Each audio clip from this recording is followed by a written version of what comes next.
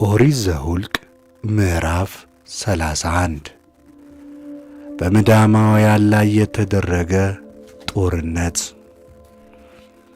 እግዚአብሔርም ሙሴን እንዲህ ብሎ ተናገረው። የእስራኤልን ልጆች በቀል ምድያማውያንን ተበቀል። ከዚያ በኋላ ወደ ወገኖች ትጨመራለህ። ሙሴም ለሕዝቡ እንዲህ ብሎ ነገራቸው። ከእናንተ መካከል ሰዎችን አስታጥቁ፣ ከእግዚአብሔር ዘንድ ምድያምን ይበቀሉ ዘንድ በእግዚአብሔር ፊት ከምድያም ጋር ይሰለፉ። ከእስራኤል ነገዶች ሁሉ ከየነገዱ አንድ ሺህ ሰው ወደ ጦርነት ሰደዱ። ከእስራኤል አእላፋት ከየነገዱ አንድ ሺህ ቁጠሩ። ለጦርነት የተሰለፉትም 12,000 ሆኑ። ሙሴም ከየነገዱ 1,000 ከሰራዊታቸውና ከካህኑ ከአሮን ልጅ ከአልዓዛር ልጅ ከፊንሐስ ጋር ሰደደ። ንዋያተ ቅድሳቱ ምልክት መስጫ መለከቶችም በእጆቻቸው ላይ ነበሩ። እግዚአብሔርም ሙሴን እንዳዘዘ ከምድያም ጋር ተዋጉ፣ ወንዶችንም ሁሉ ገደሉ። የምድያምንም ነገሥታት በዚያው ጦርነት በአንድነት ገደሏቸው። 5ቱም የምድያም ነገሥታት ኤዊ፣ ሮቆም፣ ሱር፣ ሁር፣ ሮባቅ ነበሩ። የቢአርንም ልጅ የበለዓምን ደግሞ በዚያው ጦርነት በሰይፍ ገደሉት። የምድያምንም ሴቶችና ልጆቻቸውን ማረኩ። እንስሶቻቸውንም ዕቃዎቻቸውንም ንብረቶቻቸውንም ኃይላቸውንም በዘበዙ። የተቀመጡባቸው ከተሞቻቸውን ሁሉ ሰፈሮቻቸውንም ሁሉ በእሳት አቃጠሉ። ከሰው እስከ እንስሳ ምርኮአቸውን ብዝበዛቸውን ሁሉ ወሰዱ። የማረኩትን ምርኮን የዘረፉትን ወደ ሙሴና ወደ ካህኑ ወደ አልዓዛር ወደ እስራኤልም ልጆች በዮርዳኖስም አጠገብ በኢያሪኮ ፊት ለፊት በሞዓብ ሜዳ ወዳለው ሰፈር አመጡት።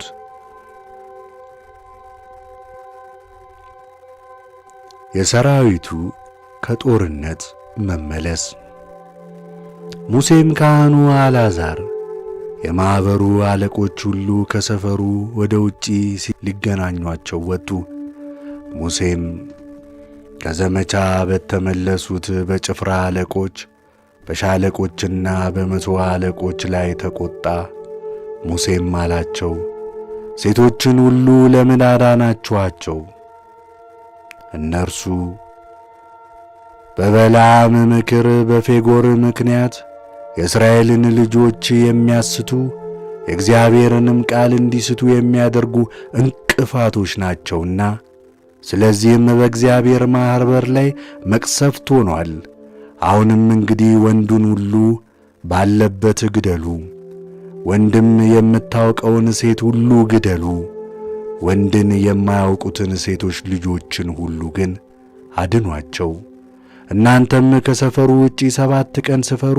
ሰውን የገደለ ሁሉ የተገደለውንም የዳሰሰ ሁሉ እናንተና የማረካችኋቸው በሦስተኛውና በሰባተኛው ቀን ሰውነታችሁን ንጹሕ አድርጉ። ልብስንም ከቁርበትም የተዘጋጀውን ሁሉ ከፍየልም ጠጕር ከእንጨትም የተሠራውን ሁሉ ንጹሕ አድርጉ።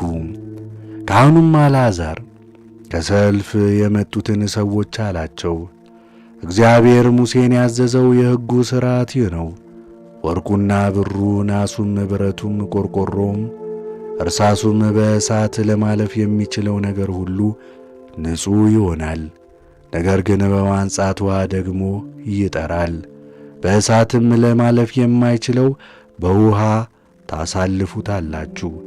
በሰባተኛውም ቀን ልብሳችሁን እጠቡ፣ ንጹሐንም ትሆናላችሁ።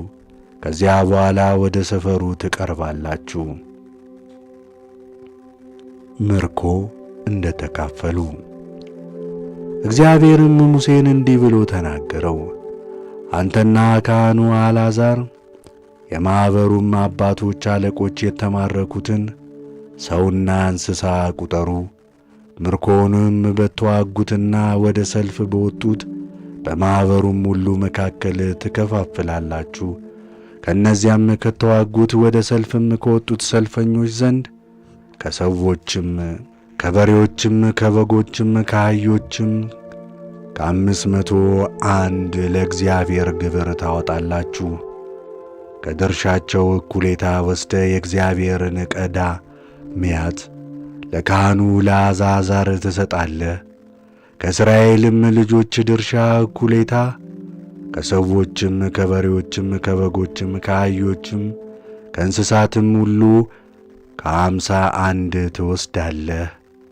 እግዚአብሔርንም ድንኳን ሥርዓት ለሚጠብቁ ለሌዋውያን ትሰጣለህ። ሙሴና ካህኑ አልዓዛር እግዚአብሔር ሙሴን እንዳዘዘው አደረጉ።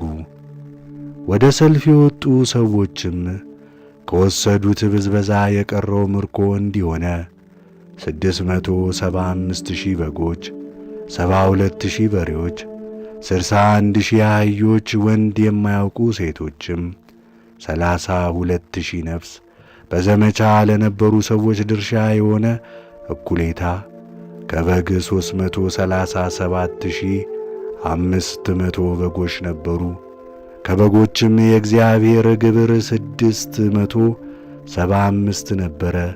በሬዎችም 36,000 ነበሩ። የእግዚአብሔርም ግብር 72 ነበር። አህዮቹም 30,500 ነበሩ። የእግዚአብሔርም ግብር 61 ነበር። ሰዎቹም 16,000 ነበሩ። የእግዚአብሔርም ግብር 32 ነበር። እግዚአብሔርም ሙሴን እንዳዘዘ ሙሴ ለእግዚአብሔር የለዩትን ግብር ለካህኑ ለአልዓዛር ሰጠው። ከእስራኤል ልጆች እኩሌታ ወደ ሰልፍ ከወጡት ወንዶች ላይ ሙሴ የለየው የማኅበሩ ድርሻ 337,500 በጎች፣ 36,000 በሬዎች፣ 30,500 አህዮች፣ 16,000 ሰዎች ነበሩ። ሙሴም ከእስራኤል ልጆች ድርሻ ከሰውና ከእንስሳ ከ51 ወሰደ። እግዚአብሔርም ሙሴን እንዳዘዘ የእግዚአብሔርን ድንኳን ሥርዓት ለሚጠብቁ ሌዋውያን ሰጠ። በሰራዊቱ አእላፋት ላይ የተሾሙት አለቆች፣ ሻለቆችና የመቶ አለቆች ወደ ሙሴ ቀረቡ። ሙሴንም እንዲህ አሉት፣ ባሪያዎች ወደ ሰልፍ የወጡትን ከእጃችን በታች ያሉትን ቈጠሩ፣ ከእኛም አንድ አልጐደለም።